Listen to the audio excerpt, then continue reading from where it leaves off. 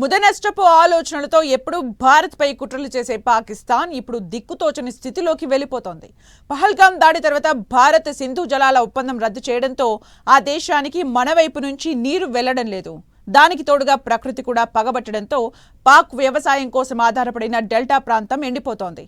దీంతో రాబోయే రోజుల్లో పాక్కి గొంతు ఎండటం ఖాయంగా కనిపిస్తోంది.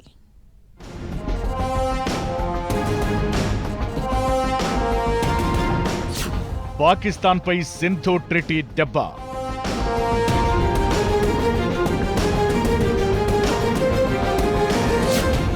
డెల్టాలో తగ్గుతున్న ప్రవాహానికి తోడు జలాల నిలిపివేతతో తీవ్ర సంక్షోభం.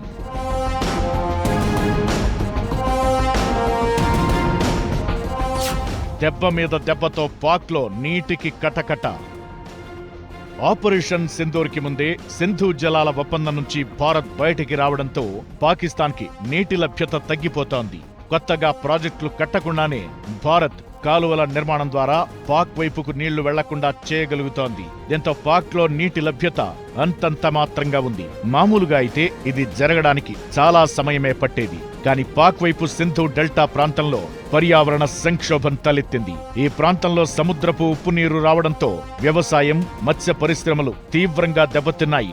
ఈ పరిణామం 20 ఏళ్ల నుంచి సాగుతున్నదే. దీంతో గత 2 దశాబ్దాల్లో 1.2 మిలియన్ల మంది నానా ఇక్కట్లకు గురవుతున్నారు. కేవలం నీరు మాత్రమే కాదు, దీంతో తమ సంస్కృతి నాశనమవుతోందని ఇక్కడి వారు వాపోతున్నారు.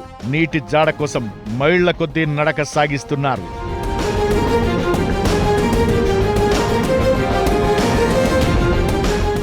పాకిస్తాన్లో దక్షిణ దిశగా సింధు నది అరేబియాతో కలిసే డెల్టా సారవంతమైన ప్రాంతం. ఇప్పుడు 4 వైపుల నుంచి సముద్రపు నీరు వస్తోంది. దీంతో ఇక్కడి మత్స్యకారులు, రైతులు వలస బాట పట్టారు.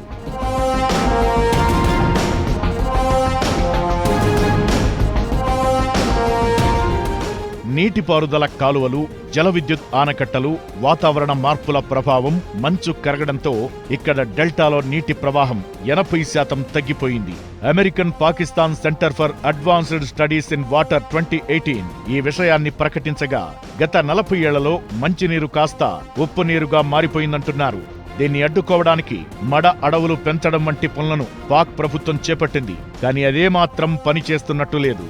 పరిస్థితి ఇలా ఉండగా సింధు జలాల ఒప్పందం నుంచి భారత్ వైదొలగడం పాక్కి మరింత చిక్కులు తెచ్చిపెట్టింది.